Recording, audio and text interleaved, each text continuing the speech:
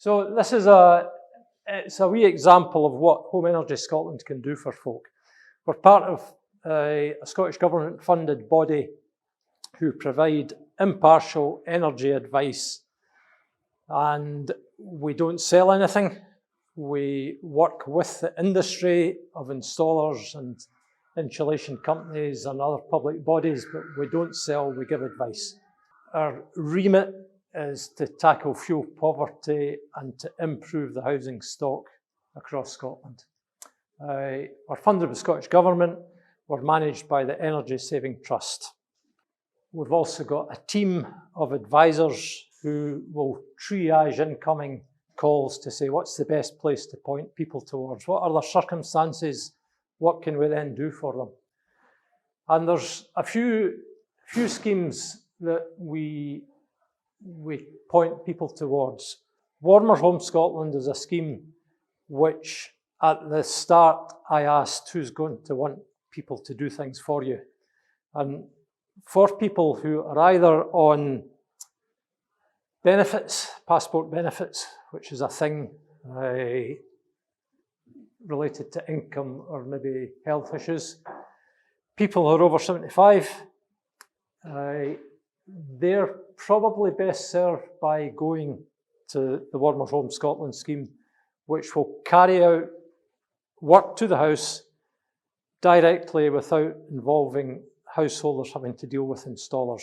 A very good scheme for elderly people whose heating systems have broken down. They've maybe got old storage heaters or an old coal fire or a defective gas boiler. They'll get that replaced free of charge up to a limit. If it goes over that free of charge limit, it would always be checked with them that they were happy to contribute towards it. Very few folk need a contribution if they go through the Warmer Home Scotland scheme. The next scheme which we refer folk to when they knock our door as a first contact, all local authorities in Scotland have got locally based schemes which provide either some element of infrastructure to the house or insulation. And up to a limit again, these are organised by the local authority and they're paid for up to that limit by the local authority. And most people don't need to do very much about interacting with contractors for that. In Argyll and Bute, the local authority-based scheme is very good. It deals with walls, floors, ceilings, draft-proofing to a degree, and it supports houses up to about, depends whether it's a terraced house or a semi-detached or detached, it will give you about £12,000 to £13,000 worth of support to do insulation works. We also work in partnership with social housing. So if there are housing associations, or still in some parts of our network, council housing, we would work with them to look at joint provision of things like heat pumps, solar panels in some cases. So we do that. The main part of my job as an outreach officer is dealing with folk who want to access grant support for insulation and renewables. And I'll come to what that is as I run through the scheme. But the grant and loan scheme was updated last December. You get fairly substantial grants for some elements of work. You get, in addition to that, you get interest-free loan payments for some elements of work. And if you're going to be a borrower, it's as good a loan as you're going to get, because for householders it's 0%, repayable over up to 12 years, depending how much you take. But it is a loan. The grant and loan are separate. You can take the grant, and if you don't need the loan, you don't need to take the loan, but you can still take the grant. So it's a split up. So I talked about Warmer Home Scotland. Who's it for? What do they do? So you need to have been in the house for 6 months. You either need to be on a passport benefit, which is things like income support, pension credit, stuff like that, or you need to be age 75 or over. Both homeowners and tenants of a private landlord can do it. What I can't do, I see, is spell excluded, because I just did this slide on Wednesday last week. Apologies for that. The only constraint on the property is that if it's over 230 square metres, you're not able to access the scheme. You're liable to board council tax band F if you're in a house that size. The measures that are available: wall and loft insulation, draft proofing, central heating, and renewables. There's no set of measures that, you know, if you say, I want Warmer Home Scotland to get all of that, and you say, I want Warmer Home Scotland to get all of that, it's not quite how it works. What happens is that a surveyor will come out to your property, they'll check your property against what's available, and the set of measures that you get may be different to what you get. When you go through the triage system, when you phone into our network, you'll get somebody in the end of the phone who's got that half-page list of things, and they'll interrogate people to say, are you on universal credit? Have you got council tax reduction? They'll try and find a way to get you in. I'm now going to the grant and loan scheme, so I'm going to my house. You can fit your house to this. My house was a 1930s cavity brick built house, a slated roof, timber floor. It had an extension done in 2018, and it was 164 square metres. I made a mistake in 2018. When I did the extension, I didn't do what I did 3 or 4 years later.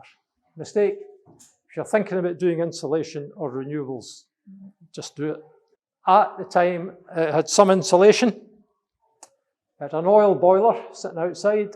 It had a log burner, no renewables.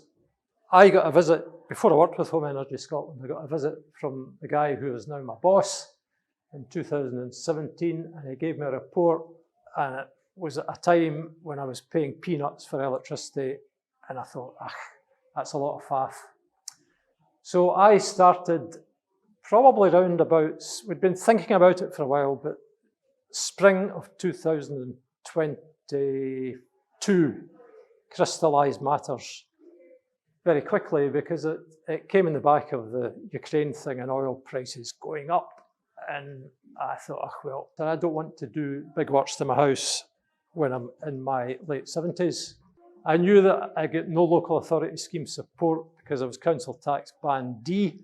It's only council tax band C in Argyll that gets that. I went for the Home Energy Scotland loan and cashback because I didn't qualify for Warmer Homes Scotland. I insulated the loft, bought myself a face mask and did it myself.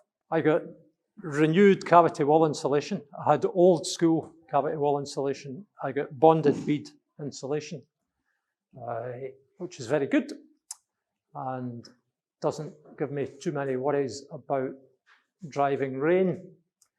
And I got underfloor insulation. The company that did it, BCA, they're the company that provide the council's insulation scheme. So they operate across Argyll, which is good, because sometimes one of the biggest drawbacks for folk is finding insulation companies.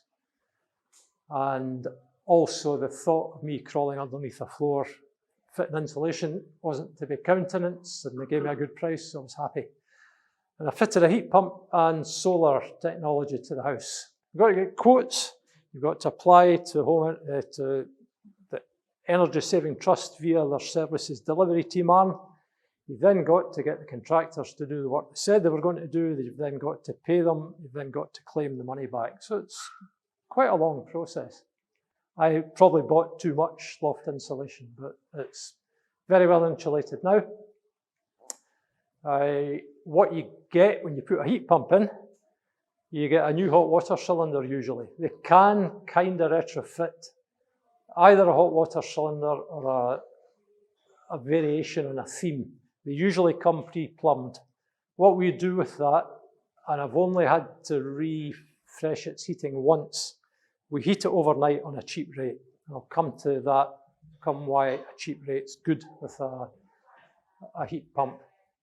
So there's 2 of us in the house with occasional visitors from daughters and granddaughters and such like. That cylinder of water. It's 210 litres, I think. That'll last me all day, and it's warm, sufficient for showers. The only time I've had to refill it or reheat it through the day is when I had a big bath, and I've got a big bath. I light one occasionally. So this is early November 2023. That's what it was costing me to run the house. That was just before I went to bed, £4.79. So what funding support can you get to do all that? Well, what I got at that time was the old grant and loan scheme. If I was doing it now, what I would have got is a bit of funding support for the underfloor insulation, up to £2,500 between grant and loan. I would have got the same for the cavity wall insulation. I would have got loan support or grant support for the loft, but I did it myself, so I didn't get any. Warmer Home Scotland will give funding to householders and tenants, although for tenants it's only for insulation work. We also do, it's a wee bit of a side issue for this report, we do support private sector landlords. We'll give them, when I go out and do a visit to somebody's house, I give the householder a report, and the report details what the measures will achieve and what the likely costs are. We also do the same for private sector landlords if they've got 3 houses or less. If they've got more than that, we'll give them advice and a wee bit of a report, but not quite so involved. Anyway, they can get a kind of soft loan to do work similar to what I did. The local authority insulation programmes, free at the point of use up to limit. There's also from Home Energy Scotland, we've got sister organisations who will organise community funding for places like this, business support on a case-by-case basis. Social housing tends to be able to attract similar funding from different parts of Scottish Government. Folk who are on constrained income will also get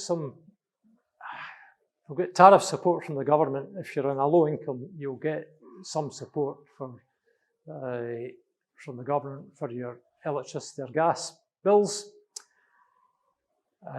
Folk of my advanced years will get payment every year. I can't remember, it was £300 for me. Warm homes payment. You're nodding, that's good. You know what you get. Anyway, when you get to state pension age, you're in the blessed land. You get government support for your energy. And this year I realise a £10 Christmas bonus, which I found hadn't gone up since 1973. The other thing that you get for energy support, you'll see schemes advertised as eco schemes, Eco Plus or Eco 4. And these are funded by the energy companies, but it's a requirement for them to fund it. It's not a charity, it's a government requirement on the energy companies, and they will give support to do some of the similar kind of work that we provide advice on. If you're going to be doing this work, you have to plan it. If you think you've got a chance of using Warmer Home Scotland, at least consider it, because it takes all that planning caper off your back. I took, from thinking about this in February and March 2022 to get my last solar panels in and my batteries up and running, I took until January 2023. So just short of a year to think about it, get quotes, get all the paperwork done, get the physical work done, and you have to keep good records. So it's a wee bit of a crash course in project management. If you're doing it yourself, make sure that you're happy with your installers. Ask your neighbours, ask around, make sure you understand what your installer's saying. We, as advisors, give advice about installers who operate in the area. We say to you, we know that this half dozen people will operate in this part of Argyll and Bute. We don't advise you to take any installer. We just say these people operate in Argyll and Bute, and in addition, There are other ones which you can find by using a finder tool. We don't recommend anybody, we recommend that you do your checking on those installers.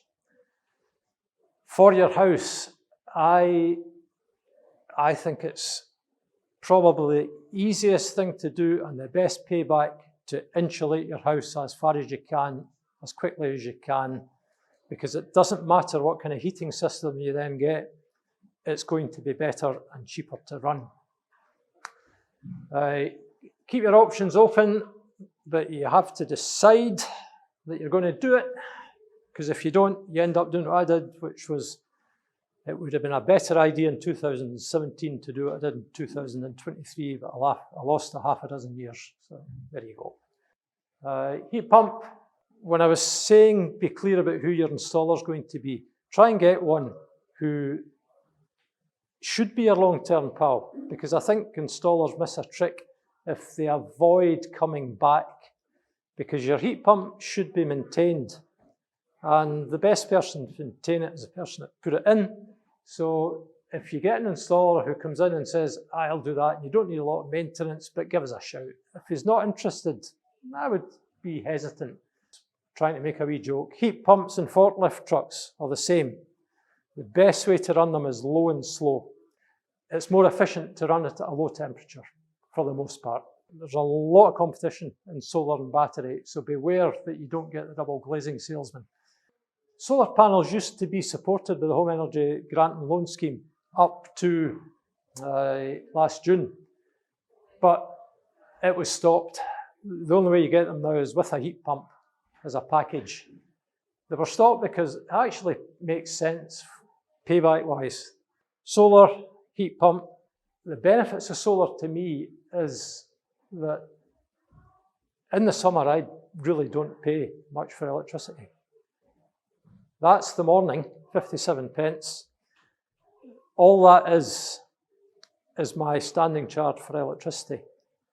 In the evening, going to bed, if you've got good eyesight, 5:26 in the morning, 21:41 at night. I've only drawn 65 minus 57, 8 pence worth of electricity, because I've been working off solar and batteries all day. So solar pays me from May through to September. I basically don't pay for electricity because I also export to the grid. I didn't actually turn the heat pump off over summer. I just left it sitting at 16 degrees in case there was a calamity of cold weather. So my house at the 8th of September was 22.5 degrees, 16 degrees ambient temperature. Upstairs was 21. It was a good summer. On that day, I got 18.5 kilowatts of solar up there. I used just under 7. The balance went to the grid. I would also, the only change in my hot water at the moment, I heat my hot water up overnight at a cheap rate. Through the summer, I turned that off and heated it up from solar through the day. So my hot water wasn't cost me anything to heat either. So upstairs in my house, where I took this very screenshot, 16 degrees in my study. The house upstairs is set at 15 degrees, downstairs the temperature was 18.5 degrees. I get 2.3 degrees solar in the middle of winter. So my lesson is I just write off December and January for solar. I get a wee bit, it's not enough really to move the needle. My 8-year average cost for heating my house was 1,370 quid, but it was a bit lumpy because of buying coal and oil. I'm going for 750 quid this year. That's where I'm at the moment. It's a mix of paying for electricity, about £140 worth of wood, and I've exported some electricity, so I've got some payment for that. And I'm not cold in the house. I'm going to draft proof a bit more because there's still drafts coming in my house and I do not know where they come from. But I'm going to do that. I'm going to finally get my sheds in order. I think if I did this in 10 years' time, I might be saying that still, because that's what happens to a shed. I'm going to get my car integrated to my electricity system better, and I'm going to leave my heat pump alone because it works best when you just get it working and leave it alone. My caveats and questions about what I have done in lessons. This is now no longer, I should put a health warning here, it's no longer Home Energy Scotland advice, it's just my opinion. I've probably saved about 600 quid a year. I've got a more comfortable house. I've insulated, I put a shed up that cost me 8,000 quid, but it's a good shed. But I spent about £40,000. Or I spent, and the Scottish Government spent, because they gave me a grant, probably, I think the grant I got was about £11,000 between the, no, it was less than that, it was £7,500 for the heat pump, a wee bit of grant for the insulation. The grant and loans process that we administer, I do my best to give advice to people when I'm at their house. I give them a very full report. I give them an email advice. I say on the email to them, if you need help through the process, give me a shout. But it can be tortuous, so I don't know what other model options we should look at. One strange thing, if there's anybody in the house that's thinking of a new build, if you're putting a new build house up and you're doing it as a developer, a self-development, self-build, you can get support for solar and renewable heating. The substantial support, you can get up to £28,500 worth of support. I have no clue why. I really don't, because if you're building a new house, why do the government not just say, if you're building a new house, you need solar panels on the roof, you need a battery, and by the way, you need a heat pump. That's what I would do, but there you go. To really move renewable heating quickly, I think gas is too cheap. If you want a cheap and cheerful solution to heating your house at the moment, you can put a gas boiler in far cheaper than you can put a heat pump in. And I don't think that should be the message we're giving. And the final thing, if we invested in grid technology, we could save a wee bit. So the reason I'll touch on that, the reason I save so much in electricity is I've got this car for work. Okay, it's a fully electric car, it's sitting out there. Great drive, incidentally, really smooth, really nice to drive. Because I've got that car, I can access a tariff that gives me cheap power to charge the car at night, but it also it allows the house to run at night on the cheap tariff, which is when I charge my batteries in the winter. And I put my heating on, not my heating, my hot water on, which is really just another heat battery. So that's what I do. And I've taken to leaving the heat pump on overnight rather than heat the house up from cold in the morning, because if it's running away overnight on cheap rate, it's not costing a lot. So as more folk get electric cars and get heat pumps, there'll be more demand for electricity through the night. So is the cheap rate going to continue? I don't know, but I always advise folk now, if they're doing this, get yourself a smart meter and look at the best tariff to run a heat pump on.